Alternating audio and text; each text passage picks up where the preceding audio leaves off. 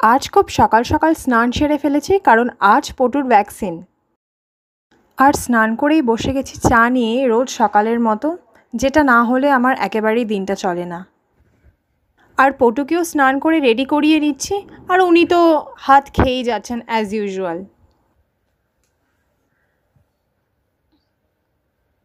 এরপর পটুকে নিয়ে শাশুড়ি আর আমি বেরিয়ে পড়েছি আমাদের গন্তব্যের উদ্দেশ্যে।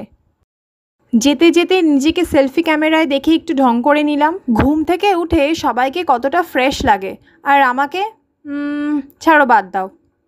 আমরা অলমোস্ট পৌঁছেই গেছি। ভেতরে ক্যামেরা অ্যালাউ নেই, তাই ভিডিও করতে পারিনি। পটুর 3.5 মাসের ভ্যাকসিন কমপ্লিট। বেশ খানিকটা কান্নাকাটির পর উনি ঠাম্মির কোলে ঘুমিয়ে পড়েছে নিশ্চিন্তে।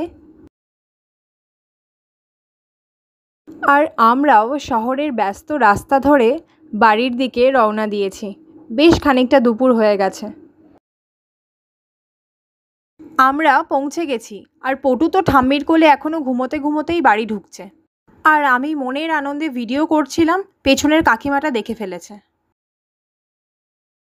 বাড়ি এসে খুব খিদে পেয়ে গেছিল, তাই লাঞ্চটা সেরে ফেললাম। আজ ছিল পালং শাক আর ভোলা মাছের ঝাল। লাঞ্চের পর আমি প্রতিদিনই চেষ্টা করি ফল খাওয়ার, কারণ পটু ব্রেস্টফিড করে।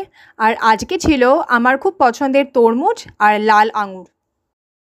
সন্ধেবেলা আমি পটুকে প্যারাসিটামল দিয়ে দিয়েছিলাম। বুঝতে পারছিলাম ওর দুটো পায়ে বেশ ব্যথা করছে, তো ওকে কোলে নেওয়ার রিস্ক আমি একেবারেই নিইনি।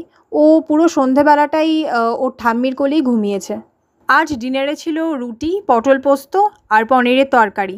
সেটাই খেয়ে নিলাম। আর দ্যাটস ইট ফর টুডে।